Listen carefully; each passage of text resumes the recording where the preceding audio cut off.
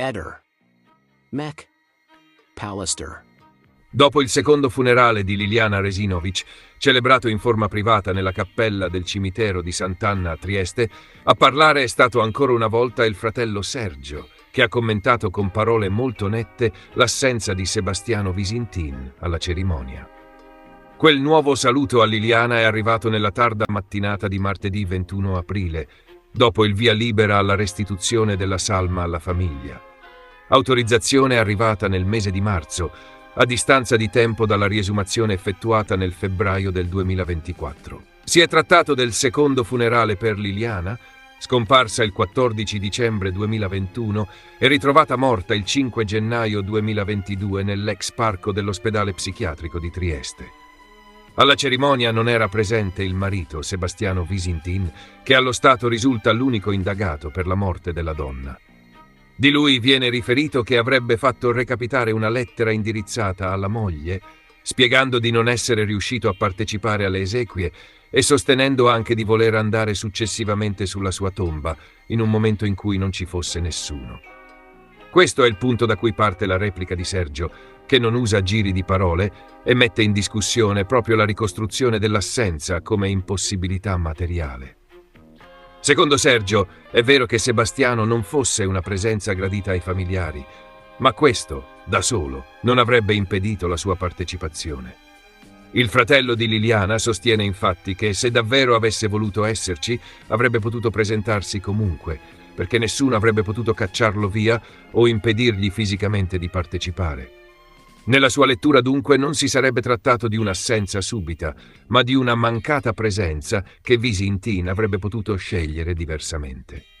Sergio insiste proprio su questo punto. Dice che Sebastiano non si è presentato, pur potendo farlo. Ma il passaggio ancora più duro arriva quando Sergio allarga il discorso e collega l'assenza al funerale a un atteggiamento che, a suo dire, sarebbe stato costante anche in precedenza. Dice di essere convinto che Visintin probabilmente non andrà neppure dopo i funerali a trovare Liliana. E per sostenere questa convinzione ricorda che la sorella è rimasta sepolta per circa 2 anni prima della riesumazione e che in tutto quel periodo Sebastiano non sarebbe mai stato visto al cimitero, se non in 2 occasioni ben precise. Il giorno delle esequie e una sola altra volta, quando sarebbe stato accompagnato da una giornalista. Sergio aggiunge un dettaglio molto personale e anche simbolicamente pesante. Racconta di non aver mai trovato sulla lapide un fiore che non fosse il suo.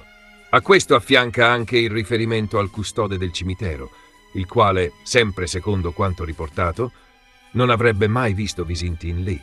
È una frase che pesa perché non riguarda solo la giornata del funerale, ma l'intero rapporto successivo alla morte, letto da Sergio come distanza concreta, visibile, verificabile nei gesti mancati. Il ragionamento del fratello di Liliana non si ferma alla polemica sulla cerimonia e si sposta subito sul piano giudiziario e investigativo. Sergio guarda infatti alla data del 26 giugno come a un passaggio potenzialmente decisivo, perché in quel momento si dovranno discutere gli esiti delle analisi su sacchi neri, coltelli e abiti che la vittima indossava il giorno della scomparsa. Nella sua visione, da quel confronto potrebbero emergere elementi in grado di cambiare molte cose. Anzi, Sergio dice apertamente di sperare che qualcosa possa succedere anche prima di quella data, segno di una tensione ancora fortissima verso una svolta che dal punto di vista della famiglia continua a essere attesa. Ed è qui che pronuncia una delle affermazioni più nette contenute nel testo. Sergio sostiene che uno dei pochissimi punti fermi dell'intera vicenda sia il fatto che Sebastiano sia indagato per la morte di Liliana. Da questa circostanza trae una conclusione precisa. Si chiede perché gli inquirenti avrebbero dovuto concentrare l'attenzione proprio su di lui, lasciando intendere che, a suo giudizio, gli elementi raccolti nei confronti di Visintin debbano essere per forza rilevanti. Non la presenta come una suggestione generica, ma come una deduzione che per lui deriva dal peso degli indizi valutati dagli investigatori. Poi arriva un altro passaggio molto duro, ancora più personale. Sergio dice di essere convinto che Sebastiano sappia qualcosa. La sua convinzione, spiega, nasce anche dal comportamento che avrebbe avuto nei giorni della scomparsa di Liliana. Secondo il fratello, Visintin non si sarebbe attivato in alcun modo per cercarla quando risultava scomparsa. Non solo. Sergio aggiunge che, sempre a suo dire, non avrebbe mai insistito con gli investigatori per ottenere indagini più rapide, né avrebbe spinto per esplorare altre piste. In altre parole, nella lettura di Sergio manca non solo la partecipazione emotiva che lui si sarebbe aspettato, ma anche quella pressione investigativa che agli occhi di un familiare dovrebbe accompagnare chi vuole davvero arrivare alla verità. Il quadro che esce da queste dichiarazioni è quindi molto chiaro e molto duro. Da una parte Sergio contesta l'idea che Sebastiano non sia stato presente perché è impossibilitato, sostenendo invece che avrebbe potuto partecipare al funerale anche se non gradito.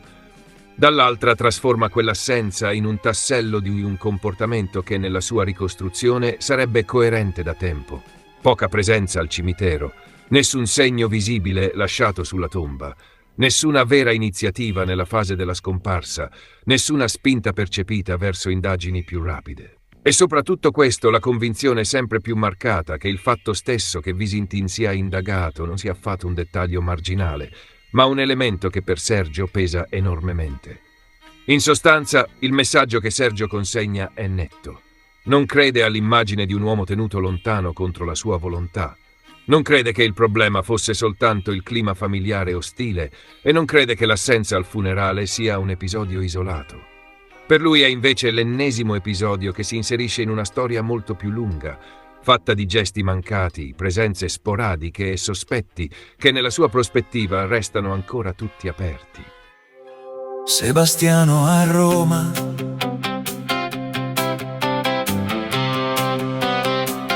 C'era il giorno del silenzio, dei fiori e del commiato, la famiglia già sul posto, il clima bello, teso e complicato. C'era chi diceva qui non è gradito, qui sarebbe stato strano. E intanto da un'altra parte si preparava il treno, o forse l'aeroplano. Dicevano volevo andarci dopo, quando non c'era più nessuno. Una visita indifferita come un bis a riflettori spenti e a cielo bruno. Ma Sergio scuote il capo e punge forte come un chiodo nel cemento. Se voleva ci andava pure, mica lo fermava il vento. E allora parte il coro, la domanda che rimbalza in ogni via: ma com'è che invece del cimitero c'è chi prende la ferrovia? Destinazione Roma, luci accese, trucco studio e primo piano. Mentre al Camposanto resta solo l'eco di un saluto più lontano. Sebastiano va a Roma, Roma chiama e lui va. Tra una telecamera e un prego, il funerale resta qua. Tra i fiori e il marmo freddo, tra chi piange e chi ne sa, lui si prende l'intervista, la domanda è la città. Sebastiano va a Roma col cappotto della verità, o almeno della sua versione detta con solennità. E il ritornello gira forte più di un taxi in libertà. Se non vai dove ti aspettano, poi la scena cambia già. C'è chi conta i giorni muti sopra quella sepoltura, chi ricorda due presenze appena e poi tanta assenza dura. Chi dice mai un fiore nuovo, mai un gesto da vedere, e il custode sullo sfondo che sembrava confermare il mistero.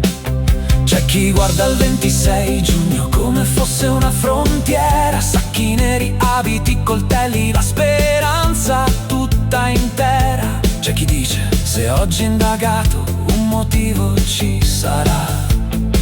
E intanto in studio parte il tema, prego ospite, venga qua.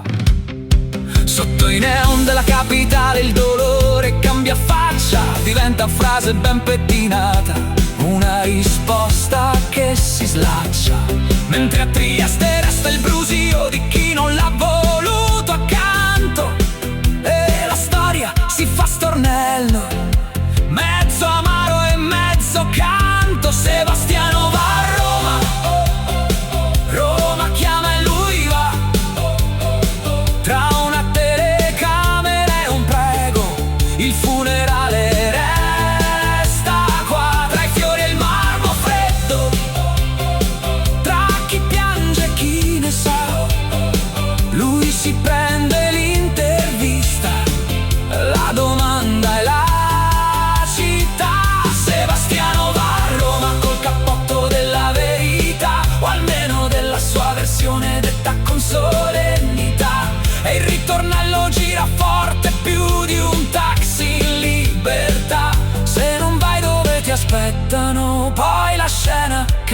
c'era già, dice il fratello con amarezza, senza zucchero nel tono.